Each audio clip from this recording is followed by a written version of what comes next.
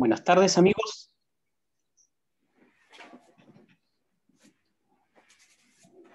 Buenas tardes para predicación del Evangelio hoy día. Vamos a hablar acerca de Juan, capítulo 1. Pablo a los romanos dice, por ejemplo, que él es siervo de Jesucristo para anunciar el Evangelio de Dios. Y ahora vamos a predicar el Evangelio. Y el Evangelio que predicamos es de Dios. Dice que de Dios, que está en la palabra de Dios, que Dios había prometido por sus profetas en las Escrituras. Así que el Evangelio es de Dios y el Evangelio se encuentra en la palabra de Dios. Y el Evangelio es acerca de Cristo. Eso dice Pablo a los Corintios, de Cristo crucificado. Cristo y él crucificado. Os declaro hermano del Evangelio, dice él en Corintios 15, 1 al 3, el cual os he predicado, el cual también recibiste, en el cual también perseveráis. Por el cual asimismo, si retenéis la palabra que os he predicado, sois salvos, o si no creíste en vano. Porque primeramente os he enseñado lo que asimismo recibí, que Cristo Jesús murió por nuestros pecados conforme a las Escrituras, que fue sepultado y resucitó al tercer día conforme a las Escrituras. Es decir, el Evangelio tiene que ver con la persona y obra de Cristo. Si yo no le hablo de Cristo, no hay Evangelio. Cristo es el corazón del Evangelio. Y para eso debemos conocer a Cristo. Cristo se revela en su palabra. Él dijo a sus oyentes, escudriñar las Escrituras, porque ellas son las que dan testimonio de mí. Las Escrituras nos hablan acerca de Jesucristo. Desde Génesis y Apocalipsis nos hablan acerca de la persona y obra de Cristo. Pero para hablar un poco acerca de Cristo, vamos a Juan 1:1. Juan 1:1 presenta a Cristo como el Dios preexistente y eterno, que Él ha existido siempre junto al Padre. Y Él le llama el verbo, o el logo, o la palabra. La palabra. Cristo, la palabra de Dios, el verbo de Dios. La palabra tiene dos significados. Esta palabra tiene redma y también logo. La redma es la Biblia, pero aquí el logo es Jesucristo. El logo. La palabra era muy importante tanto para los judíos como para los griegos. Entonces, él se va a dirigir aquí tanto a judíos como a griegos, el apóstol. Y la palabra era muy importante para los judíos, porque Dios siempre se ha revelado a ellos por medio de la palabra. Una palabra en Edén se revelaba a través de su palabra, después se siguió revelando a través de su palabra. Pero él usaba a profetas. Entonces la palabra de Dios llegaba a los hombres a través de profetas. Eran instrumentos de Dios. Pero también Dios se revelaba a través de una palabra misteriosa, cuando se revela a Moisés. La palabra era muy importante para los judíos, tanto también para los griegos, porque ellos creían que todo esto se había creado por algo, que alguien lo creó, y ellos decían que era el logo. El logo había creado todo esto, lo había ordenado. Entonces Juan toma esta palabra, que tan importante era para los judíos y griegos, y le dice que esta palabra es Jesucristo. Esta palabra es Jesucristo. Jesucristo es dado aquí como la palabra. Para podernos comprender un poco, tenemos que pensar qué es una palabra. La palabra es algo que manifiesta algo, da a conocer algo, algo que no se ve. En este caso son los pensamientos. Los pensamientos no se ven, pero la palabra manifiesta nuestros pensamientos. Cuando alguien está callado, uno no sabe lo que está pensando. ¿Por qué? Porque no hay palabra. La palabra de Dios, o sea, la palabra manifiesta nuestro pensamiento. Es como el estuche, por así decir, lo que se ve de los pensamientos. Y en este sentido, Cristo es la palabra de Dios. A Dios dice que nadie lo vio jamás, en el 1:18, pero el Hijo unigénito que está junto al Padre, Él le ha dado a conocer. Jesucristo revela, da a conocer al Padre, porque Él es la imagen misma de su sustancia. Él es la imagen misma. Él es el mismo carácter de Dios. Si queremos ver a Dios, debemos ver a Jesucristo. Si queremos escuchar a Dios, debemos escuchar a Jesucristo. Jesucristo es la palabra encarnada de Dios. Jesucristo estaba con Dios y era Dios. Jesucristo es el verbo hecho carne, dirá en el 14, y aquel verbo se hecho carne. Jesucristo es el verbo de Dios y además dice que es el creador de todas las cosas. Jesucristo es el creador de todas las cosas. Sin Él, nada de lo que ha sido creado fue creado. Él es el autor. Él es el que crea todas las cosas. Y no solamente Él crea todas las cosas, sino que también Él le da vida. Él es el autor de la vida. De la vida. Nosotros, según Pablo, Corintios 15:45, nosotros solo somos un alma viviente. En cambio, hablando de Cristo, del postrer Adán, él es espíritu que da vida. Él es el que tiene vida en sí mismo, dirá Juan 5. Él tiene vida en sí mismo y él también administra la vida. Nosotros tenemos vida porque la hemos recibido de él. Él dice que como el Padre tiene vida en sí mismo, así también le ha dado el Hijo de tener vida en sí mismo. Así como el Padre levanta a los muertos y le da vida, así también el Hijo a los que quiere da vida. Este es Jesucristo.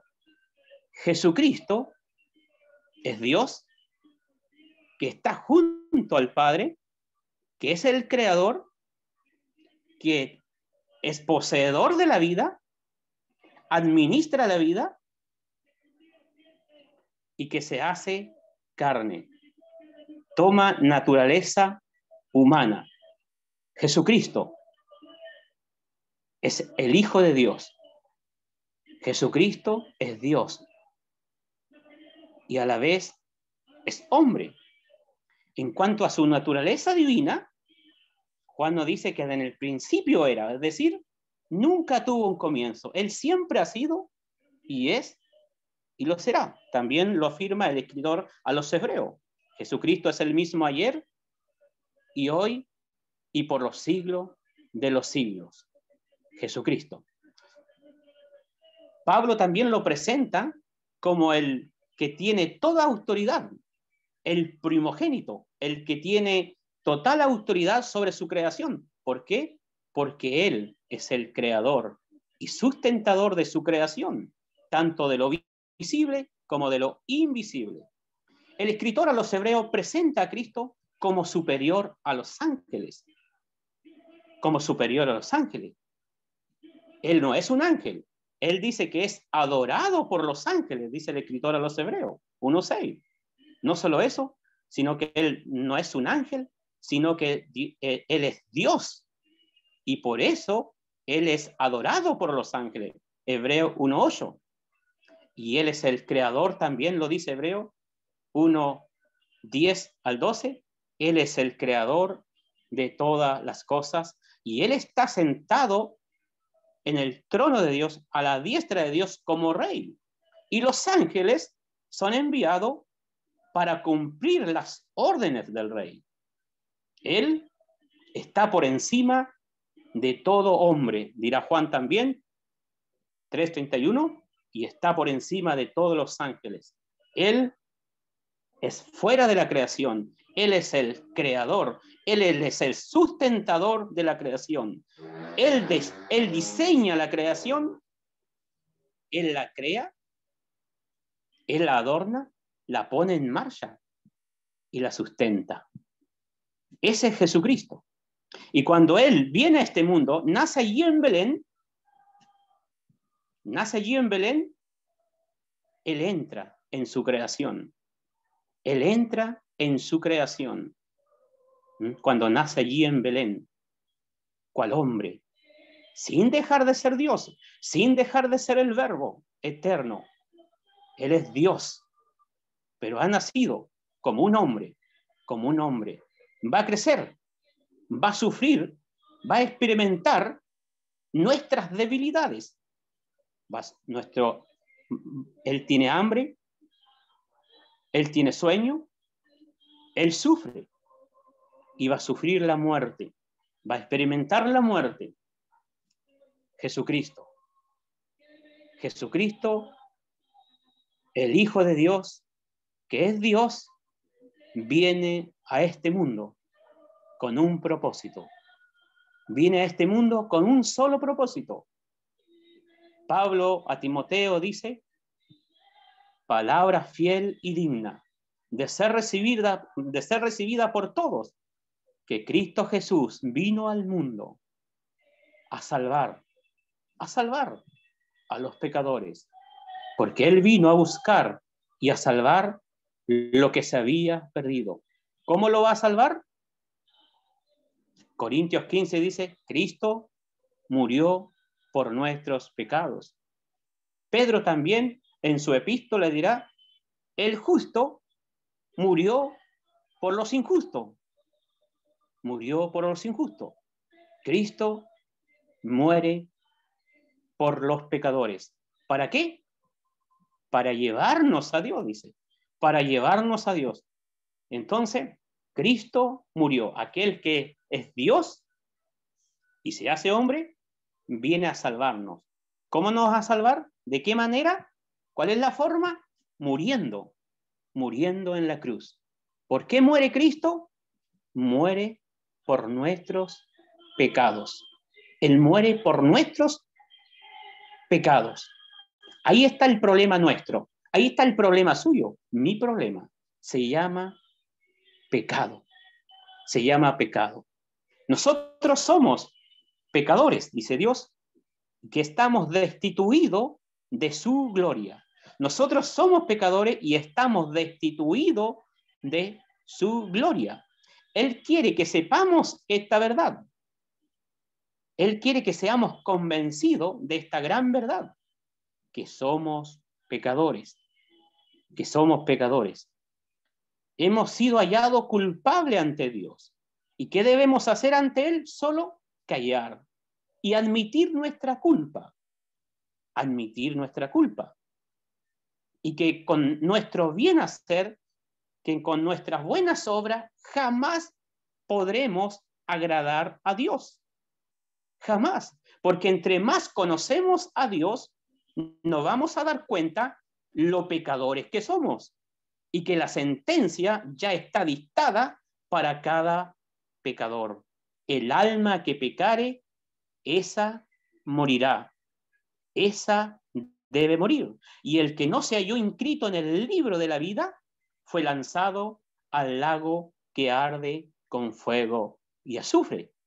Pero Dios en el Evangelio nos muestra la forma, la manera cómo nosotros podemos agradarle, cómo nosotros podemos ser salvos, no importando quiénes somos, qué hayamos hecho, porque todos somos pecadores y estamos destituidos de la gloria de Dios. Pero somos aceptados ante Dios por lo que Cristo es y por lo que Cristo hizo. Cristo murió para llevarnos a Dios. El pecado nos separa de Dios. Isaías 59 dice, vuestras iniquidades, nuestros pecados han hecho separación entre Dios y el hombre. Los pecados suyos, mis pecados, nos separan de Dios. Adán, un solo pecado, y él fue echado de la presencia y gloria de Dios. Solo un pecado fue echado a Adán. Dios nos describe a nosotros como pecadores, que le hemos fallado. Eso significa pecado. En simples palabras, le hemos fallado a Dios, al igual que a Adán. Y no solamente le hemos fallado una vez, sino una y otra vez. Le hemos fallado. Y Dios nos describe que no hay nada bueno en nosotros. No hay nada bueno ni de los pies a la cabeza.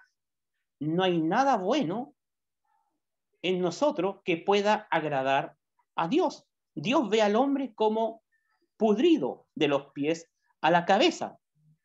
Dios ve al hombre como suciedad. Dios nos describe a aquella persona que no ha creído en Cristo, no ha acudido a Cristo. Dios dice que es como una suciedad ante Él. Todos vosotros sois como suciedad. Y todas vuestras mejores obras no son más que trapos sucios. Y somos arrastrados por nuestras propias concupiscencias a hacer el mal, a desobedecer a Dios, a quebrantar su ley, a fallarle. Y nosotros no podemos cambiar. No hay modo de cambiar. No hay modo de cambiar. No hay modo de limpiarnos de nuestro propio pecado. Y no estamos conscientes de nuestro propio pecado. Y para eso debemos ir a Dios. Ir a la palabra de Dios y Dios nos va a mostrar lo pecadores que somos. Job dice, le pregunta a Dios, Job, dice, ¿cuántas iniquidades y pecados tengo yo? Hazme entender mis transgresiones y mi pecado. Hazme entender. Y David dice, ¿quién podrá entender sus propios errores? Hazme entender mis transgresiones y mi pecado. El Señor dice en su palabra, ni los cielos son limpios delante de Él, ni sus ángeles, dice, cuanto menos el hombre, abominable y vil. Y que ni aunque se lave con lejía y amontone jabón sobre él, aún estará la mancha del pecado delante de Dios. Y si puede cambiar, si quiere cambiar el hombre, no puede. Tenemos que mirar al leopardo, dice Dios, podrá cambiar sus manchas. Así tampoco vosotros, tampoco yo puedo cambiar por mis propios medios. El pecado nos separa de Dios. El pecado hace una gran separación entre Dios y el hombre. Si el hombre muere sin solucionar este problema, vivirá para siempre separado de Dios, separado de la misericordia y del amor de Dios, bajo la ira de Dios. Dios no quiere eso para nosotros. Dios quiere que todos los hombres vengan al conocimiento de la verdad, que somos pecadores. La palabra de verdad nos dice que somos pecadores, que necesitamos ser salvos. La palabra de verdad nos dice que el Evangelio es la solución. El Evangelio que me habla de la persona y obra de Cristo. Cristo vino al mundo a salvarnos y muere en la cruz.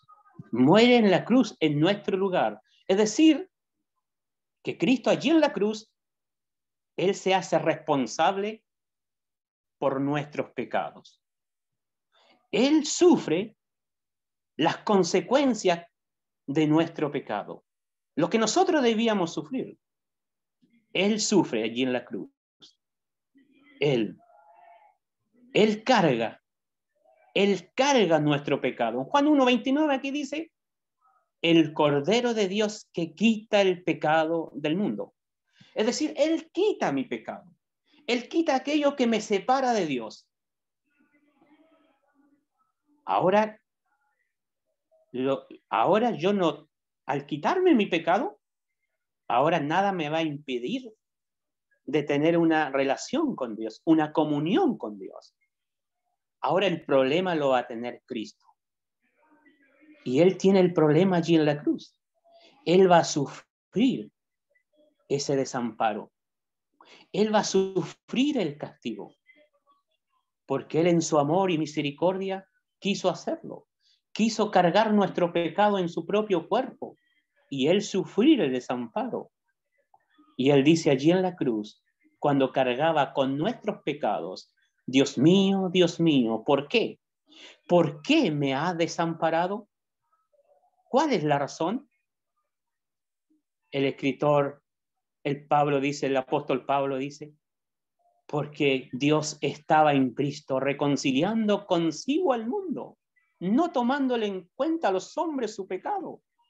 Y el que no hizo pecado, por nosotros Dios lo hizo pecado, para que nosotros pudiésemos ser hechos justicia de Dios en él. Es decir, declarado justo ante él. Ante él. Cristo murió por nuestros pecados. Él sufrió el desamparo. Él sufrió el castigo de Dios. La ira de Dios cayó sobre él. La espada de Jehová se levantó contra él para herirlo. Y él fue herido por Dios. Y fue herido por causa de nuestras rebeliones. Fue herido por causa de nuestros pecados. Cristo murió por nuestros pecados. Eso significa que Él se hace responsable por nuestros pecados. Él muere, Él sufre el castigo, Él entrega su vida allí en la cruz. Y con su sangre derramada, Él puede borrar la mancha más oscura de nuestro pecado. Él puede borrar tu mancha, Él puede borrar mi mancha más oscura. Pero Dios dice, si nosotros debemos hacer algo, lo que debemos hacer es despojarnos de nuestro orgullo y acudir a Cristo. Acudir a Cristo. Creer en Cristo. Creer en Él, lo que Él es y lo que ha hecho a favor nuestro. Él es Dios. Él es Dios. Él es el creador. Él vino al mundo. Toma naturaleza humana. Sigue siendo Dios, perfectamente hombre. Tan Dios como el Padre, tan hombre como nosotros. Espíritu de hombre, alma de hombre, cuerpo de hombre. Pero en él también habita toda la plenitud de la deidad encarnada en un cuerpo humano. Él es Cristo. Él es el Hijo de Dios. Él es el que muere en la cruz. Él es el que se hace responsable por nuestros pecados. Él es el que recibe el castigo a favor nuestro. El que dice, consumado es. Todo está cancelado. La lista de mandamientos que hemos obedecido queda nula, clavada en la cruz de Cristo. Hay salvación para todos. Hay salvación para todo aquel que acude a Cristo. Acude a Cristo por la fe en Cristo y en su obra. La fe. ¿Qué es la fe? Simplemente es confiar. Confiar en Jesucristo. Confiar lo que Él es y lo que hizo. Confiar en Él. Tienes que creer usted. Tiene que colocarse en su verdadero puesto. Uno que ha sido condenado. Pero acudir a Cristo para ser salvo. ¿Salvo de qué? Salvo de la ira. Salvo de la ira. La ira de Dios está sobre la humanidad. La ira de Dios está sobre el hombre. Y el hombre necesita ser salvado. El profeta Jeremías dice, salven su vida de la ira de Jehová. Salven su vida de la ira de Jehová. Sofonía dice, congregaos, oh nación, sin pudor. Sin deseo por Dios, hombres que no tienes deseo de buscar a Dios. Medita y busca a Jehová antes que tenga efecto el decreto y el día se pase como un tamo, y la ira de Jehová venga sobre ti, venga sobre el hombre. La ira de Dios es tan cierta como cada día sale el sol, está sobre el hombre. La ira de Dios está sobre usted si no ha creído en Cristo. Usted dirá, pero ¿cómo eso? Si Dios es amor. Sí, Dios es amor, pero también Él es santo, no tolera ni el más mínimo pecado en su presencia. Y usted y yo hemos pecado. Dios es justo, tiene que condenar al pecador. Y la paga del pecado es muerte, la ira de Dios. Pero Dios en su amor ha preparado un camino, ha preparado una puerta, un camino. Y esa puerta de escape para escapar de su ira se llama Jesucristo. Yo soy la puerta, el que por mí entrare será salvo. Y Él ha preparado un camino para llegar a la casa del Padre. Porque para la casa del Padre, las puertas del cielo quedaron cerradas cuando Adán pecó. Él fue echado y las puertas del cielo, las puertas de Edén allí, donde está Dios, se cerraron. Quedaron cerradas. El hombre no puede regresar allí. Pero Cristo es el camino para llegar al Padre. Sin Cristo no podemos llegar a su presencia. Sin Cristo no podemos escapar de la ira de Dios. Sin Cristo no podemos disfrutar de los beneficios de Dios por la eternidad. Aún ahora el hombre está disfrutando de los beneficios de Dios. Pero va a llegar un día que cuando Dios termine fin a su paciencia, va a descargar su ira. Cristo viene y cerrará las puertas. Y quizás esta noche usted parta a la eternidad. Si usted parte esta noche sin Cristo, usted va a tener su propio diluvio, como en los tiempos de Noé. Su propio diluvio. Pero si usted ha creído en Cristo, usted tiene salvación. Usted ha entrado por la puerta, usted es salvo. Usted va rumbo a la casa del Padre. Si ha creído en Cristo. Si ha creído en Cristo. Ha confiado en Cristo. En Él y en su obra. Que Dios bendiga su palabra.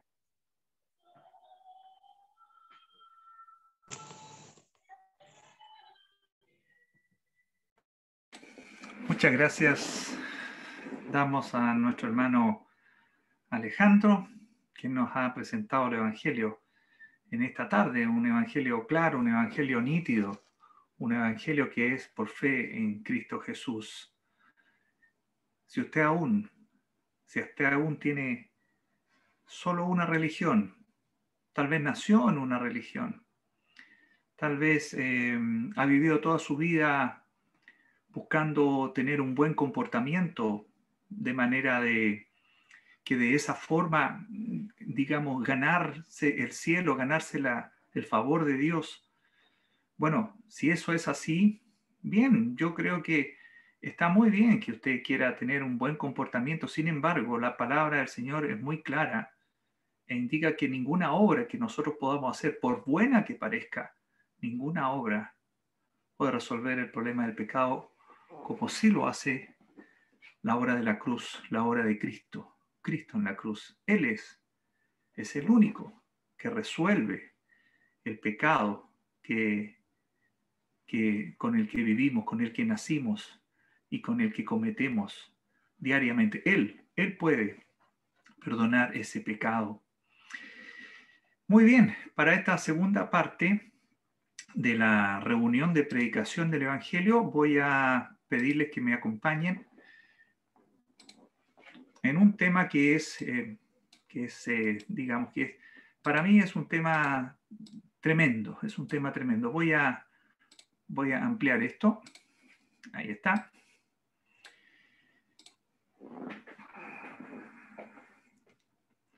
A ver, les cuento. Hace un tiempo, algunos meses, que he estado revisando semanalmente un material en YouTube de un señor, un predicador, una persona que enseña la palabra. Y él siempre llama a volver a la sana doctrina. Habla de las religiones, lo mismo que les acabamos de comentar, que las religiones no salvan, que hay que volverse a la sana doctrina, la doctrina pura, la doctrina que está en la palabra. He visto muchos videos de él. La verdad es que he visto muchos videos de él. Pero siempre me llamaba la atención una cosa. Me llamaba la atención que él se fue a vivir a Jerusalén. Está todo en azul, ya viene un texto, no se preocupen. Él se fue a vivir a Jerusalén. Él se puso a vestir como un judío. Se dejó barba larga, bien larga, como un ortodoxo. De hecho, a nuestro Señor, él le llama Yeshua, que posiblemente es el verdadero nombre de Jesús, Yeshua, que es su nombre en hebreo.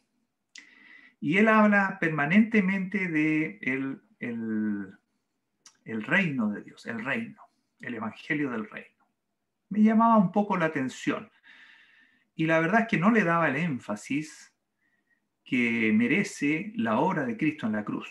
Eso sí ya me estaba preocupando, porque tiene muy buenos antecedentes históricos, sobre todo este señor.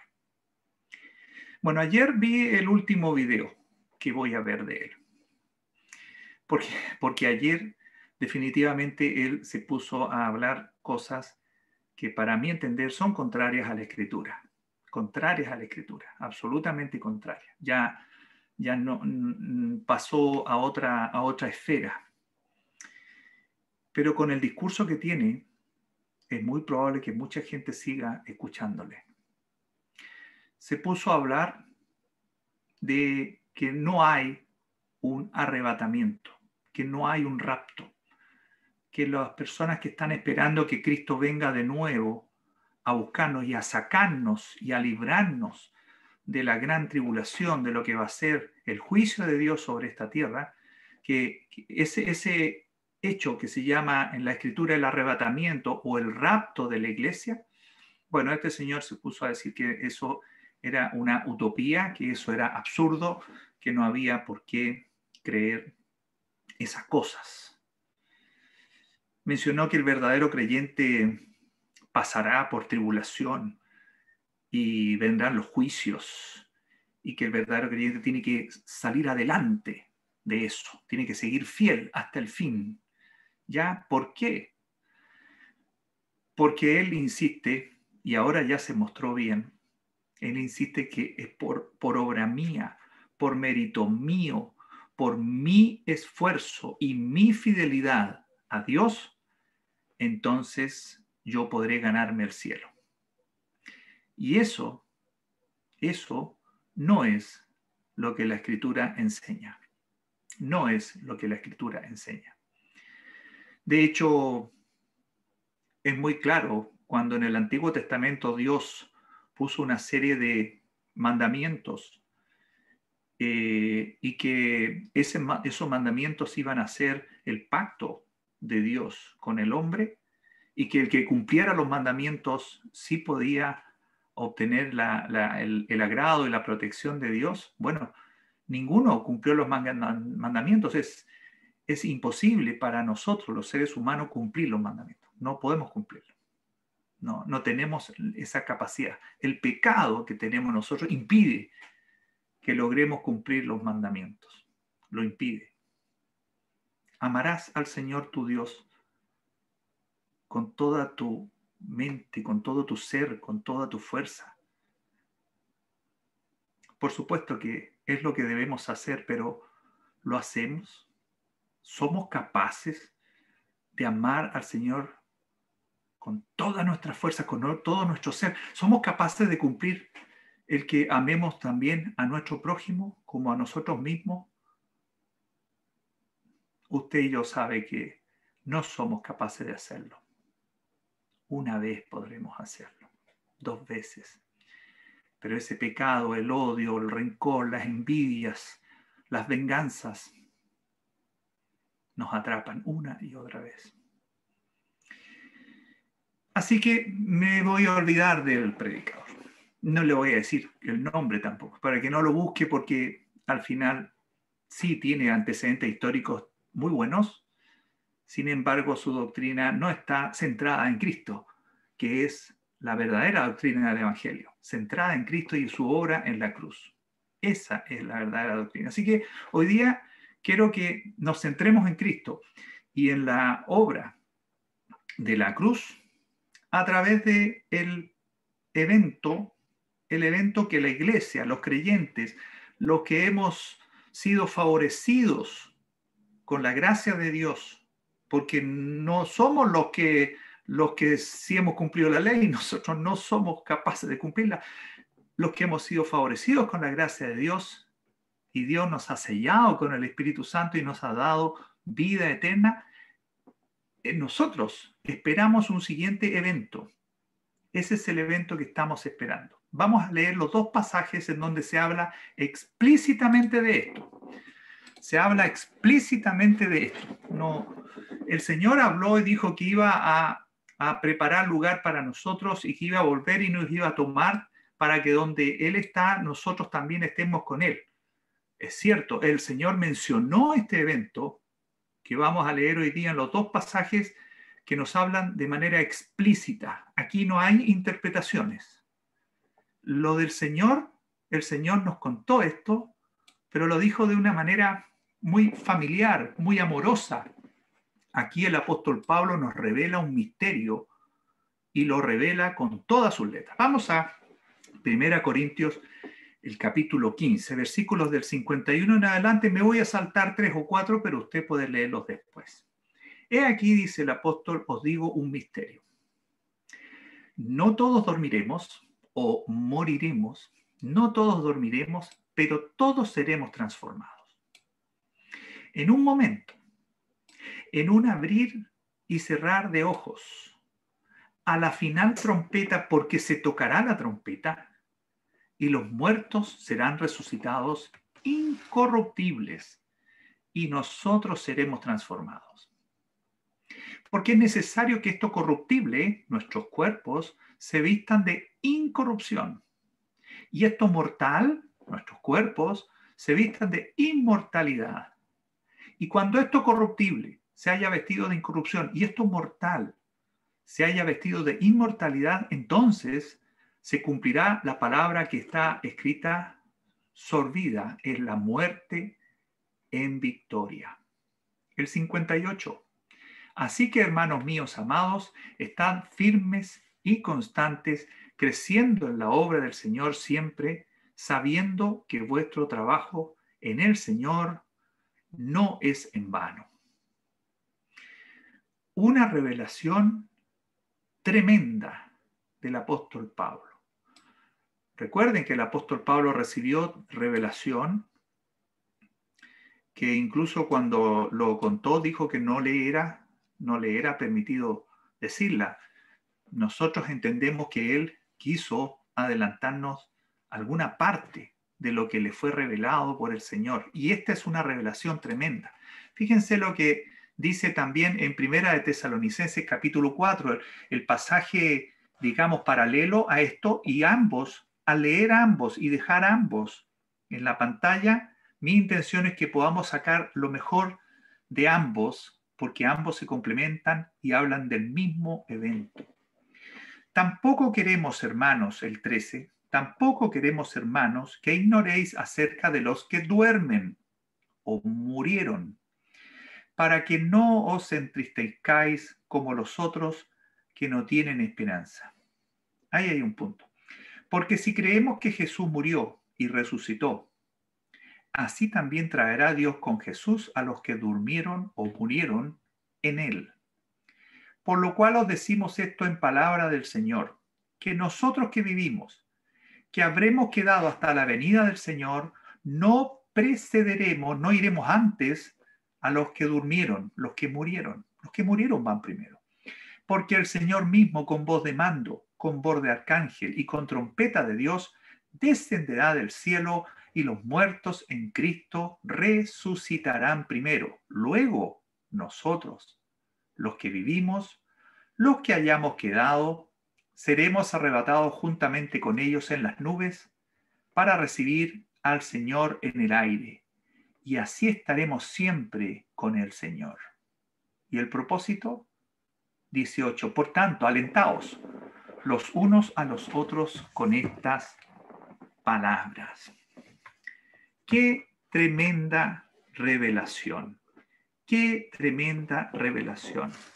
Fíjese que el apóstol Pablo, en estos dos pasajes y a dos audiencias un poquito diferentes, están cerca, pero la dejó el Señor plasmada en la Escritura para que la tengamos todos, esta revelación, nos dice y nos reafirma y nos da detalles de cómo será el evento cuando el Señor dijo que voy pues a preparar lugar para vosotros, y dice que cuando Él venga nos tomará a sí mismo, nos tomará para que nosotros estemos con Él. Fue a preparar moradas, unos lugares. No sabemos qué es eso, no, unas habitaciones, o es una forma de decir para que le comprendamos, porque cuando estemos con el Señor, dice acá que nuestros cuerpos que son corruptibles, que enferman, que se deshacen, que vuelven a la tierra, estos cuerpos van a ser provistos de incorrupción, o sea, van a ser cuerpos renovados, nuevos, van a ser unos cuerpos que no van a morir, vamos a ser vestidos de inmortalidad, vamos a ser vestidos de incorrupción, no vamos a enfermar, no vamos a deteriorarnos. El tiempo, la vejez, la decadencia propia de nuestra edad no va a ocurrir. Vamos a estar con el Señor para siempre, para siempre. Cristo viene por su iglesia. Es una verdad, pero mayúscula, anunciada por el Señor y reafirmada por los apóstoles. Fíjense que cabe preguntarse por quiénes son las personas que van a tener esta experiencia de ser arrebatadas por el Señor. Si vemos en 1 Tesalonicenses, en el segundo pasaje, en el capítulo 14, en el versículo 14, dice que si creemos que Jesús murió y resucitó, esos son creyentes en la obra de la cruz, creyentes en la obra de la cruz. Fíjese que no son los buenos, no hay buenos. No son los malos, somos los malos que hemos creído. Esos somos los que seremos arrebatados. ¿Usted es de los buenos? Significa que aún no asume lo que Dios ha expresado en su palabra, que no hay bueno ni siquiera uno, que todos nos hemos desviado. Si usted piensa que es de los buenos, bueno, yo le aviso que el arrebatamiento, el rapto, la venida de Cristo por su iglesia no es para los buenos, porque son los que se dicen buenos. Todos nos decimos y pensamos que somos buenos, pero no hay bueno, ni siquiera uno. No hay justo, dice el Señor. No son los buenos. Así que es mejor que empiece a hacerse la idea de que lo que dice la palabra del Señor es cierto. No hay justo, no hay una persona que tenga un comportamiento impecable, sin pecado. Cristo Jesús. Él, el único, que incluso fue llamado Maestro bueno. Y él siendo el único Maestro bueno, le dijo a esa persona, ¿por qué me dices bueno si hay uno solo bueno que es Dios? Bueno, Él es Dios también. No se lo reveló, pero entendemos que Él sí, pero solo Él. Así que no viene por los buenos, ni viene por los malos en genérico, viene por los malos, por mí que soy malo, por usted, pero solo por los que hemos creído que Jesús murió y resucitó por mí. ¿Crees tú eso? ¿Crees el mensaje del Evangelio? ¿Crees que Dios, en su gracia y en su amor, envía a su Hijo para que derrame su sangre en una cruz, para que derrame su vida impecable, su vida preciosa, la deje ir, la derrame cual sacrificio por tus pecados? Bueno, yo lo creo por mis pecados. Yo creo que soy un pecador y que Cristo Jesús es quien murió por mí y era la única forma de agradar a Dios en un sacrificio vivo, en un sacrificio santo, en un sacrificio que todavía no comprendo por qué Él lo hace, porque no comprendo el amor de Cristo, porque es demasiado grande el amor de Cristo. Fíjese que hay una revelación también respecto a que los que han muerto en Cristo, los creyentes que ya han muerto, que han partido, ellos serán resucitados primero. El Señor los llamará con una trompeta, es un llamado para la iglesia. El Señor los llamará, sus cuerpos saldrán de los sepulcros y saldrán transformados. No, si ya es mucho los años y están convertidos en polvo, el Señor, que es todopoderoso, que Él hizo el polvo y que te hizo a ti y a mí de polvo, de minerales, Él resucitará esos cuerpos, pero cuerpos inmortales, cuerpos ya no corruptibles. Y una vez que ellos vayan a las nubes con el Señor, iremos nosotros. Si es que estamos acá todavía, si es que estamos acá. El apóstol Pablo creía que era uno de los que iba a estar acá. Él dijo que no precederemos a los que durmieron, dice. Dice que nosotros que vivimos, que habremos quedado hasta la venida del Señor. El apóstol tenía la idea de que el Señor iba a volver muy pronto, y por lo tanto era muy posible que él estuviera vivo aún. Él se incluyó en el grupo. Yo me incluyo hoy día, pero el Señor sabe cuándo viene esto. No sabemos cuándo viene el Señor. Entendemos que ha demorado su venida por su gran misericordia. El Señor ha demorado su venida esperando que tú creas en Cristo como tu Salvador. El Señor demoró su venida para que yo creyera en Él. Y hace más de 30 años que el Señor vino a morar en mí por su gracia, no por mi mérito, por su gracia, y yo me rendí un día a Cristo. Así como muchos de mis hermanos y hermanas nos hemos rendido a la cruz de Cristo, entendiendo que es lo único que puede salvarnos, redimirnos, limpiarnos, que juzga nuestro pecado y que queda clavado en la cruz. Así que esos somos los que vamos a ir. ¿Somos más y mejores que tú? No, no te engañes. No somos mejores. No hemos hecho bien las cosas, pero Cristo nos salvó igual. Cristo vino a vivir en nosotros.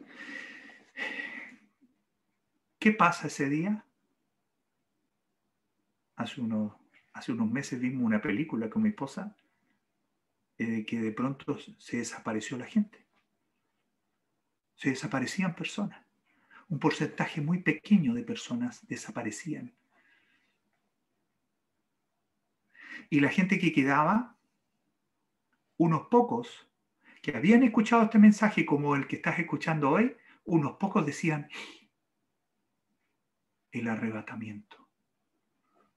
Mi esposa, mi esposo, mi mamá, mi hijo que era creyente, mi amigo, mi amiga que era creyente, siempre me dijo que un día el Señor vendría a buscar y se fueron. Y fue a la iglesia donde normalmente se reunían y el día de la reunión sabe que no había nadie.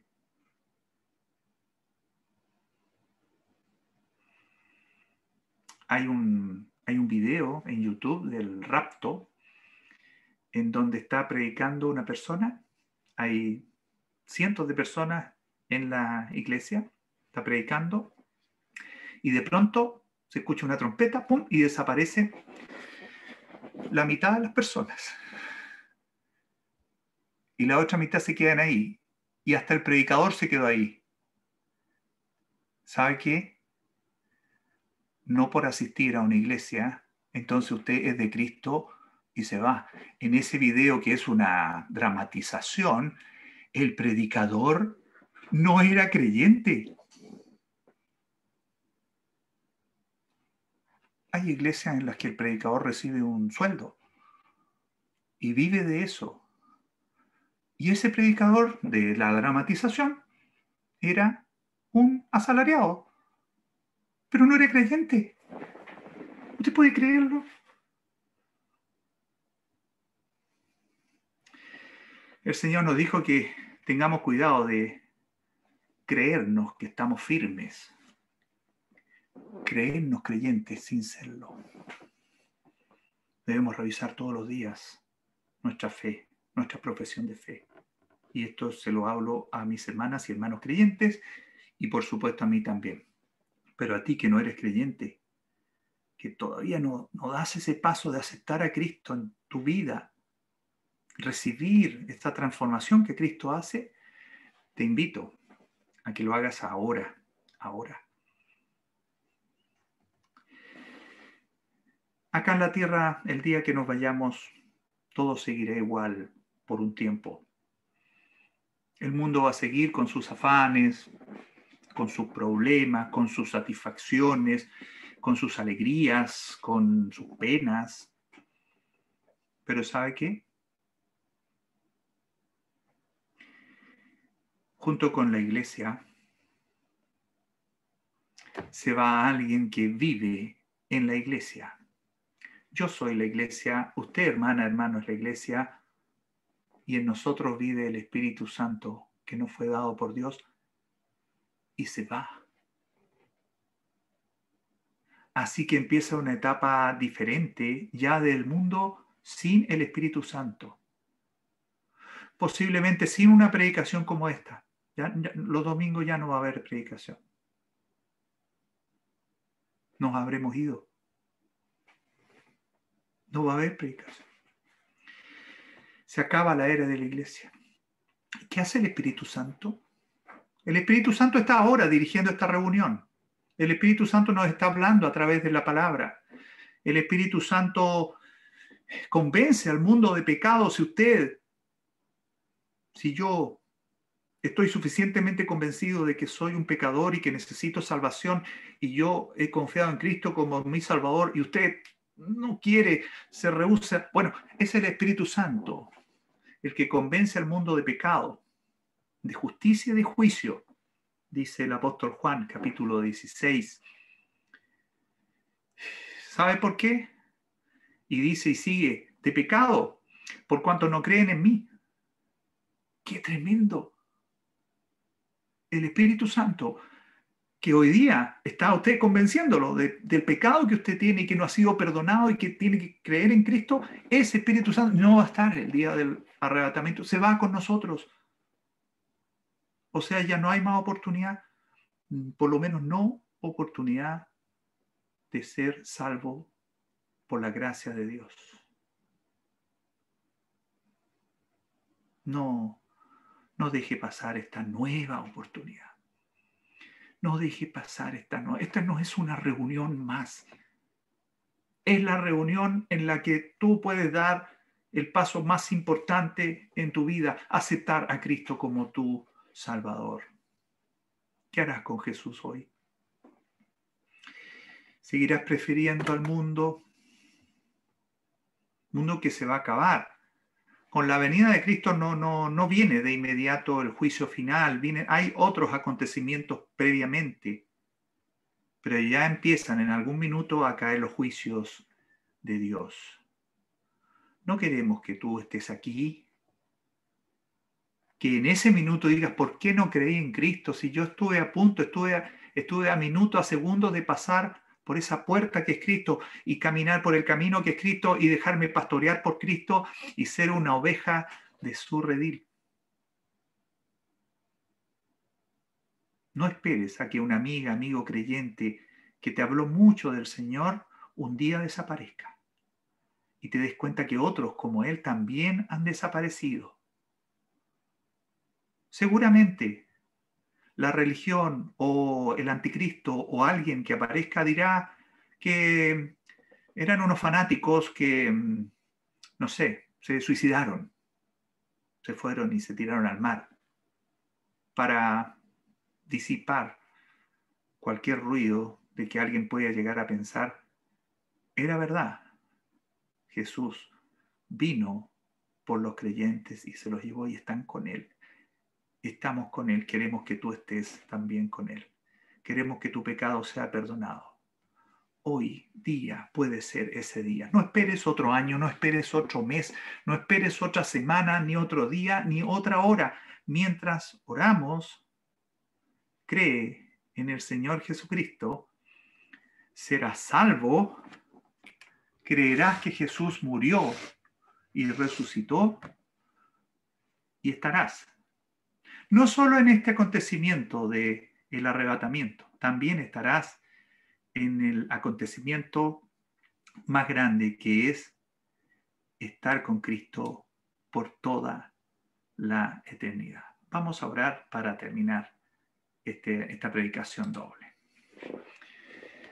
Padre Celestial, gracias te damos siempre, agradecemos que nos des la oportunidad que muchas almas puedan escuchar este mensaje, que podamos dar a conocer la obra magnífica de nuestro Señor, pero sobre todo, Padre, que esta pueda ser una oportunidad para que un alma pase de muerte a vida, para que un alma pueda ser inscrita en el libro de la vida del Cordero, para que pueda disfrutar no solo de ser arrebatado un día y estaremos con el Señor para siempre, nos juntaremos con Él en el aire y estaremos con Él en una inmortalidad y en una incorruptibilidad que no pensamos, no sabemos cómo es, pero entendemos que es maravilloso. Padre, ayúdanos a todos a creer, a confiar cada día en nuestro Señor y Salvador, y también a nuestros amigos para que den el paso de recibir con humildad, con sinceridad a Cristo en sus vidas. Te damos gracias, quedamos en tus manos, en el nombre del Señor Jesús. Amén.